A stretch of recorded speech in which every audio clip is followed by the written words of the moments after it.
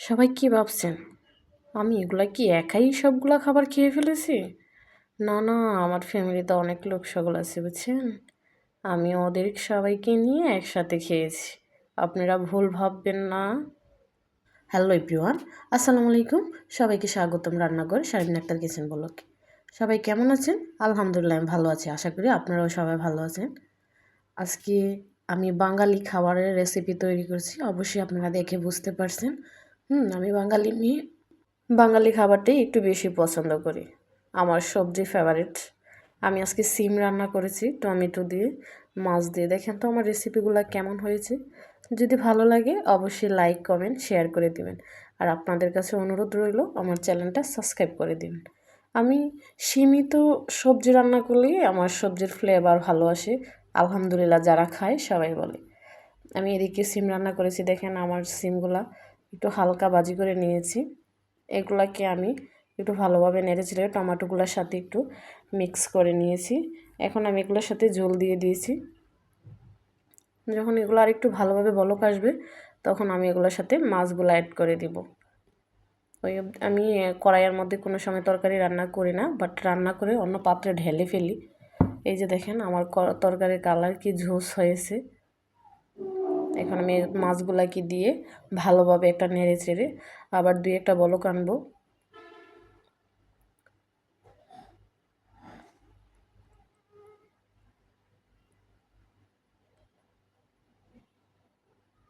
এখন এগুলোর সাথে আমি ধনিয়া পাতা অ্যাড করে দিব।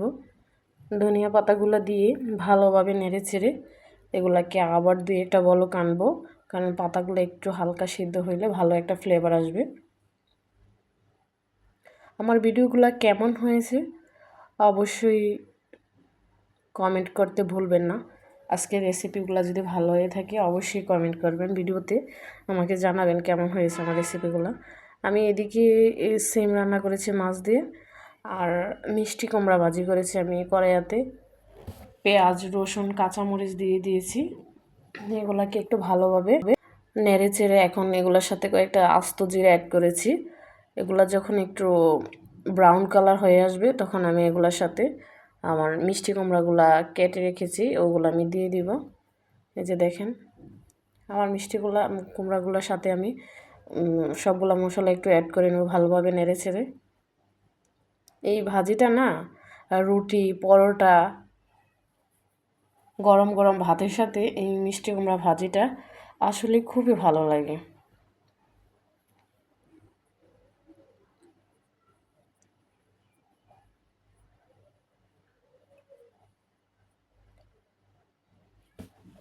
এই তো একটু দিয়ে দিলাম হলুদের গুঁড়া, সাথে দিয়েছি সামান্য মরিচ।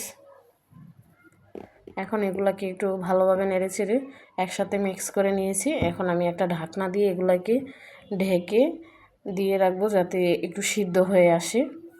আবার একটু ঢাকনাটা খুলে দেখলাম, দেখেন একটু কালার চেঞ্জ হয়েছে। আবার একটা নাড়া দিয়ে আমি আবার ঢেকে রাখবো।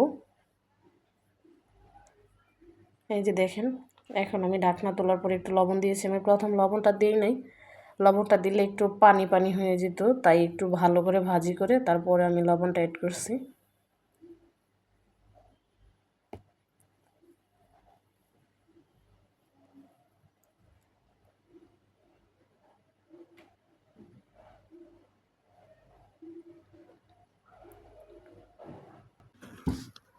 যখন এগুলো একটু ভালোভাবে হয়ে যাবে তার সাথে আমি এগুলোকে ধনিয়া পাতা অ্যাড করব।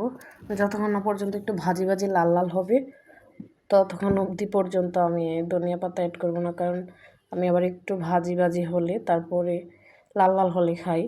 এখন আমি ধনিয়া পাতাগুলো দিয়ে দিয়েছি। পাতাগুলো এগুলোর সাথে আবার দিয়ে একটা ভালোভাবে নেড়ে চেড়ে আমি এগুলোর সাথে মিক্স করে নিব। আজকের ভিডিওগুলো আমার কেমন হয়েছে অবশ্যই কমেন্ট করে জানাবেন। আর যদি প্লিজ সবার কাছে অনুরোধ আমার ভিডিওতে একটা লাইক কমেন্ট করে উৎসাহ জাগাবেন যাতে আরেকটা নতুন রেসিপি তৈরি করতে পারি। ওই অবধি পর্যন্ত সবাই অপেক্ষা করবেন, আমি আবারও নতুন ভিডিও নিয়ে হাজির হব। আল্লাহ হাফেজ।